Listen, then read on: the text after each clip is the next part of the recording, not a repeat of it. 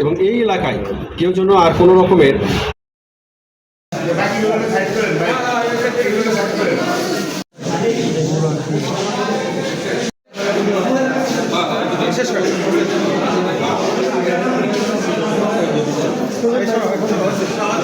তারা বিভিন্ন রকমের অপকর্ম করেছিল।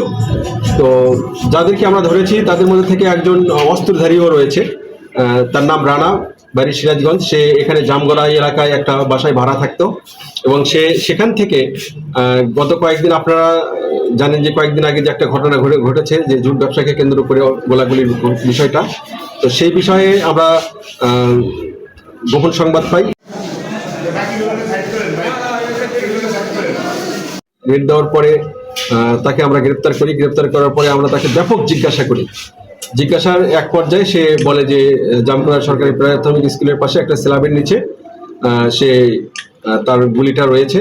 তো সেই অস্ত্রটা সহ একটা ম্যাগাজিন এবং একটা গুলি এবং পিস্তল যে আছে সে পিস্তল সহ আমরা তাকে থানায় নিয়েছি এবং এটা আইনগত প্রক্রিয়া চলমান রয়েছে। তার সাথে যে কয়েকদিন আগে যে রনি গ্রুপের যে লোকগুলো ছিল তাদের পক্ষ থেকে সে স্বীকারও করেছে এবং তার মোবাইল চেক করে আমরা পেয়েছি যে সেখান থেকে কিভাবে সে দেখা যাচ্ছে যে আমাদের কাছে একটা ভিডিও আছে, সে হলো অস্ত্র নিয়ে দৌড়াদৌড়ি করছে। এই ভিডিওটা আমরা এই অ্যাঙ্গেলেই তাকে ধরেছি। মানুষ এখনো আতঙ্কিত। গতকালও এমন কিছু চোরাগুপ্তা হামলা, এই আতঙ্ক থাকবে না। মার্কেট দোকানপাট বন্ধ হয়ে যাচ্ছে। এই বিষয়টা নিয়ে আসলে টহল টিম ওখানে জোরদার করছেন কিনা?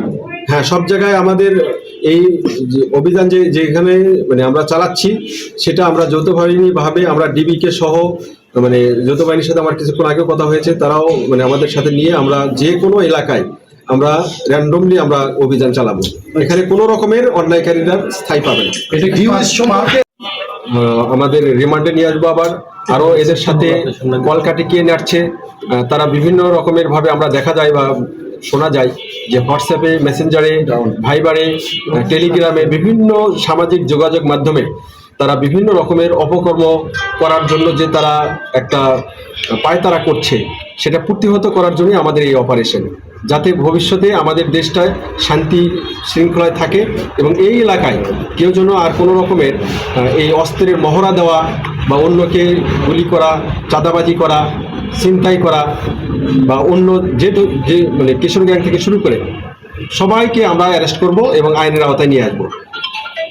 পরে আমাদের সারা দেশে যে অস্থিতিশীল একটা অবস্থা তৈরি করার জন্য একটা চক্র যে কাজ করছে, তো এই চক্রটা বিভিন্নভাবে দেশের অরাজকতা, বিভিন্ন জায়গায় হাঙ্গামা করা, চাঁদাবাজি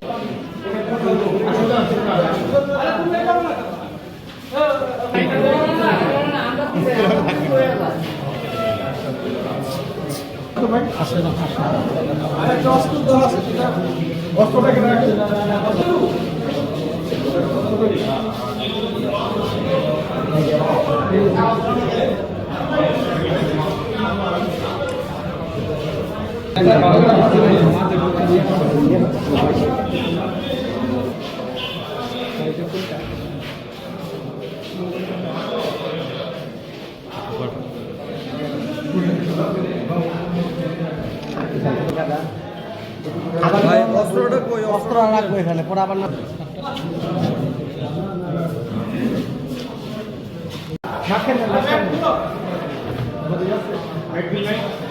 একটা আছে